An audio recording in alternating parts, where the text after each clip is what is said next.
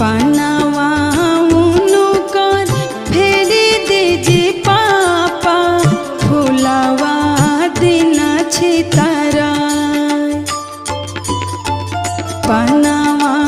उनकर फेरी दीजी पापा